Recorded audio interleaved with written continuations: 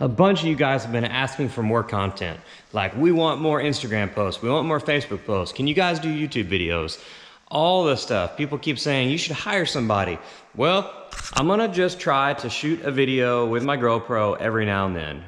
When it comes down to it, we are a business that builds vehicles for a living. We're not a media company. We don't want to be on TV. We don't want to do a bunch of that, but we want to connect with you guys. All of our customers that have built vehicles with us in the past, people that are just a fan of what we do and are into the type of vehicles that we build. We want to connect with you, and we do want to give you stuff to watch. So I'm gonna just shoot videos every now and then. So today I'm just gonna kind of walk around and show you what we do. And then I guess throughout the next few weeks, we're just gonna like have my wife do a little bit of videoing. She's gonna set the camera up and watch us work on some projects that we're doing in the shop, and just see how people take to it.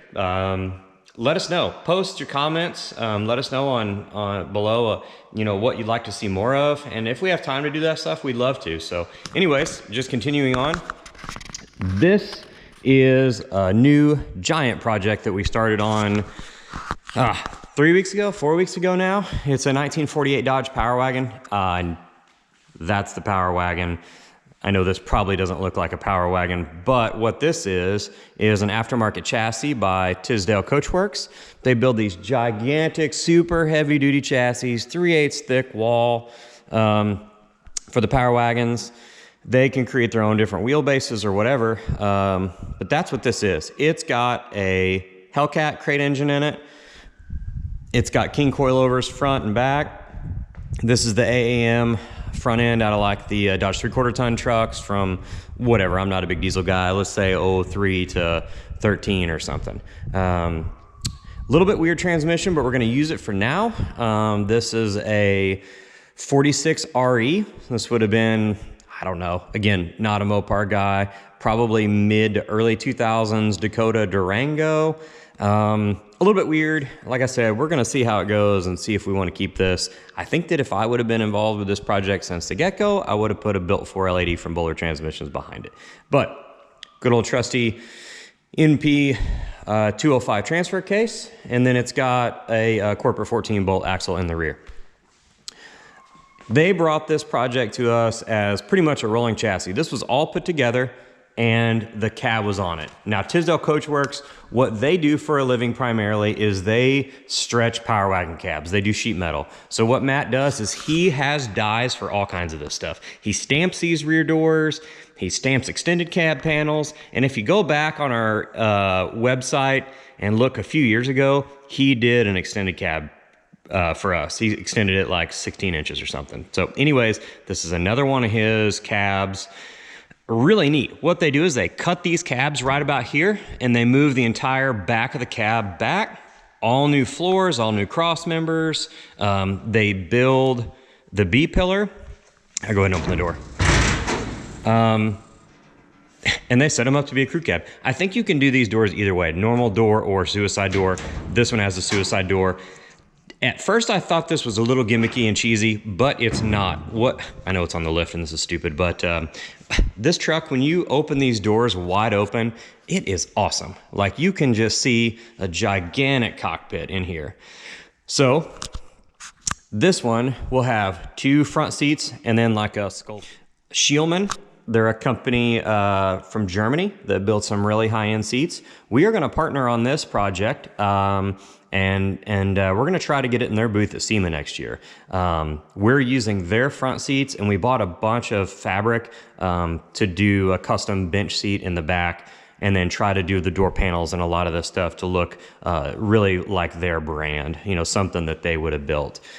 So anyways, some of the work that we've been doing here inside this cab is sheet metal. So going back a little bit before I get into that dash is just dialing in stuff that was roughed in from Tisdale.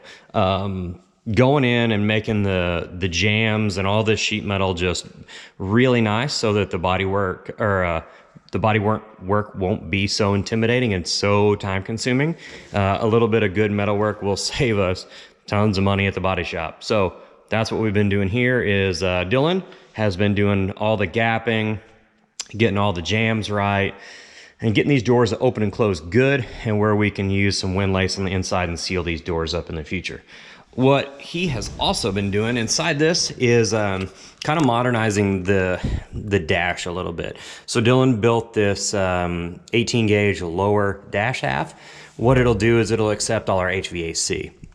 What I hate about vintage vehicles is when builders put big old giant vents in the dashes of vehicles that never had air conditioning from the factory. So what we try to do is emulate like a dealer installed HVAC package. So we want everything to hang underneath the dash and be, I don't know, just really trick and cool looking, like someone just installed an air conditioning kit back in the day. Moving on, we fit an I-did-it column so we can, have, modern wiring, turn signals, nice stuff like that. Dakota digital gauges. Maybe a few of you guys will notice this. Most of you won't, but the shape of this dash has lend itself really good to this shape of gauges, which is from a Cutlass, a G-body Cutlass. So kind of a neat little thing that we did. But anyways, this was just a cool little walk around that I wanted to do for you guys and show you our biggest project right now. So Brian at Vastine's Paint Garage down in Texas is going to be doing the body work on this. We're going to try to take this to them the week after Christmas. So we've got, I think, 29 working days between now and then to try to get this whole thing built. We want to do everything. Mock up the entire truck, every bracket, every bolt turned, every wire ran, connectors and everything. Tear this whole thing back down before it goes there, so that when it comes back, we literally just spend a month doing final assembly. So anyways, thanks for watching this video. Keep checking back. We'll try to post a lot more. Thanks a lot.